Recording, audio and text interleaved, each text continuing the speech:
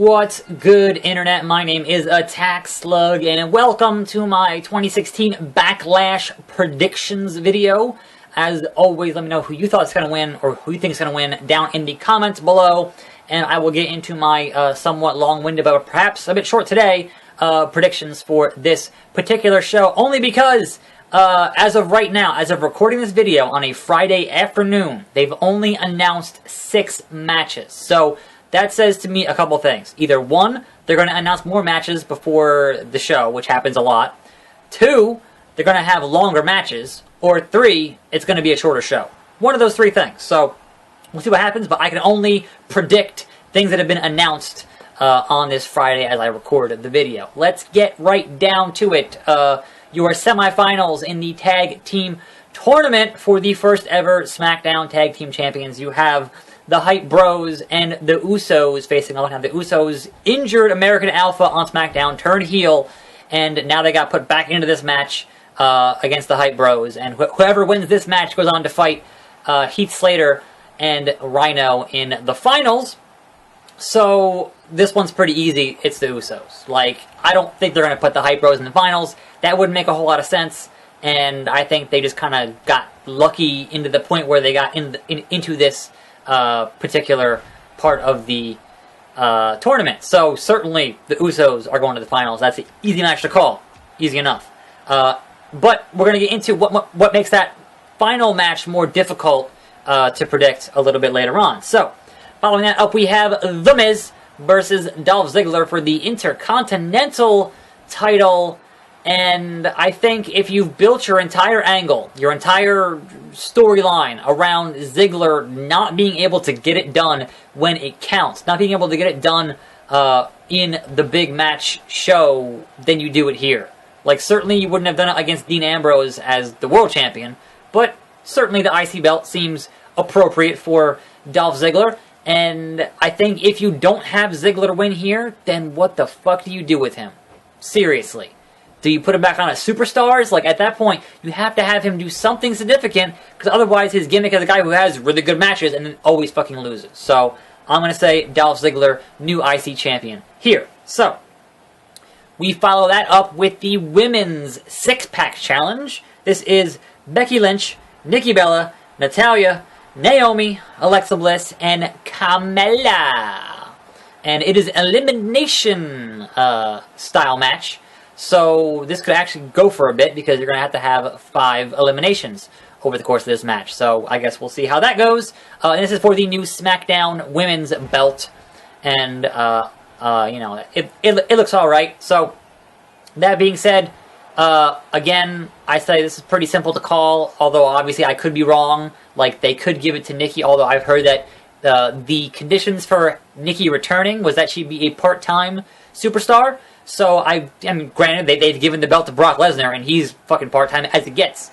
But I think the reason you drafted Becky Lynch as your first SmackDown female before you even had a belt in the division is to have her be the inaugural SmackDown Women's Champion. Certainly, if her storyline is that she just can't quite win the big one, and that, you know, all of her other friends have won the big one, Charlotte and Sasha and, you know, whatever. So, certainly, I think Becky Lynch would be the ringer here for this match. But hey, it could be Nikki, it could be Natalya. I think those are kind of your 3 that it might be. But my official pick is going to be Becky Lynch. So, moving on to a match that kind of has no stakes, really, is Randy Orton Bray Wyatt.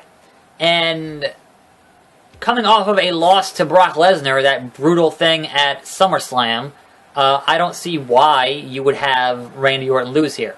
Granted, you really, at some point, need to build up Bray Wyatt to be an actual legitimate threat to anybody, because it seems like Bray Wyatt gets into these big feuds and just loses and loses and loses. So, you know, you kind of want to have him as your next spooky guy for the next fucking 10, 15 years, then have him win.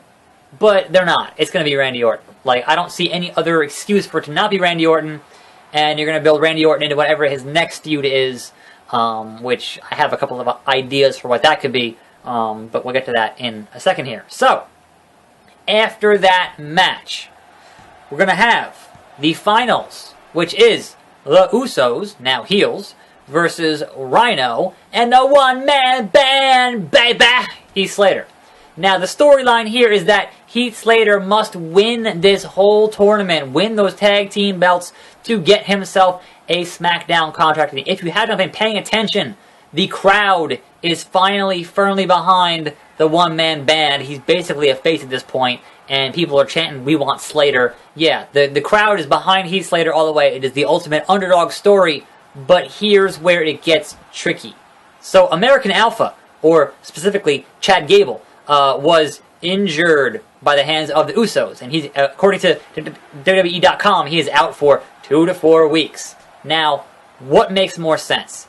Heath Slater and Rhino winning the belts, or the heel Usos winning the belts and having American Alpha chase after the belts? Because there's always more money in having a heel team be your champions and having the face overcome the odds to win that belt and have that great moment beating that heel team. But if you don't have Slater and Rhino win, then Slater is again the hottest free agent in the WWE. So I'm of two minds of this, because it's really hard to call who is going to win this match. I honestly don't know. But I'm gonna go on. I'm gonna go with the long shot. I'm gonna go with the Usos. Don't get me wrong. I fucking love Heath Slater. He's amazing. He's a great talent that is super underappreciated. And finally, everybody else is hopping on the Heath Slater train. I think he will get more shots at a contract, or perhaps they'll be impressed enough, or they'll run an injury angle or something where he will get that contract. I think there is more money in the heel Usos winning the belts, being showing that ruthless aggression, and then having American Alpha come back in 2 weeks and then start to chase after the belt. Now, I could be wrong. They could run an Usos Alpha program outside of the tag team title scene. That could happen. I don't know. But I say what makes the most sense on paper right now is the Usos winning those tag titles. But come on. Give Heath Slater a contract. Sign Heath Slater. Anyway, your main event for the evening, because they've only announced 6 goddamn matches right now, your main event for the evening is going to be this match, Mr. AJ Styles versus the Kingpin, according to Morrow, Dean Ambrose, in your World Heavyweight title match. And honestly, I don't know who to call here. I want to call AJ. I think that AJ is at the age where if they don't give him the belt soon, they're not going to do it. And certainly he's proven that he is a hell of a talent and can pretty much have good matches with just about everybody. So I would like to see AJ getting the belt here, but the question is, what do you do with Dean Ambrose after that? Do you have a rematch next month at No Mercy or whatever the hell pay-per-view that they're going to bring back? Is that the angle you run? Because it makes logical sense if you were to have AJ Styles win the belt, and then back comes the actual face who runs the place, finishing filming his reality show, and then, has AJ versus Cena for the world title on SmackDown. That makes sense. Again, heel champion, face in John Cena, chasing after AJ Styles, who defeated him, and he had to go run out and film his fucking True Grit Season 2 nonsense. So, I don't know. I'm trying to, compartmentalize it and figure it out, because I know that Randy Orton said that he wanted to fight AJ Styles at some interview a few months ago when he got signed. So I can see them, if Cena's not back anytime soon, I can see them, if you give AJ the belt and then have Randy Orton chasing AJ for the belt, that could certainly be a main event feud for No Mercy or Survivor Series or one of those upcoming pay-per-views. But man, it's tricky. So I'm going to say, against my better judgment, if you're building your brand around Dean Ambrose, I think you keep it on Dean Ambrose for at least another month as the Kingpin. Only because I don't know who you have Dean Ambrose feud with if he's not going to keep feuding with AJ Styles. I don't know where else you go with Dean Ambrose. Certainly there are other avenues for AJ. There's Cena and there's Orton. And certainly after Orton beats Bray Wyatt, he could challenge for the belt next month and have Orton versus Ambrose. But I think for the time being, they're going to keep it on Ambrose as much as I would perhaps like to see it on AJ before he gets too old and too injury prone and they decide they don't want to give it to him. So that's my call. Anyway, I'm a tax slug. I managed to get through those predictions pretty fast. This match is still going on. Usually I have more than one match in these videos because there's like, 8 matches to kind of get through, and there hasn't been that. So, unfortunately, we're not going to see, or we will see the end of this match here. I spaced on that. That just fucking happened. The video game is predicting AJ Styles as your new world champion. I say they're probably going to leave it on Ambrose. So, that's it. I'm a tax slug. Thanks for watching. More videos every day, and I'll see you next time. And back here in 2 weeks for fucking, Clash of the Champions, and I'm out!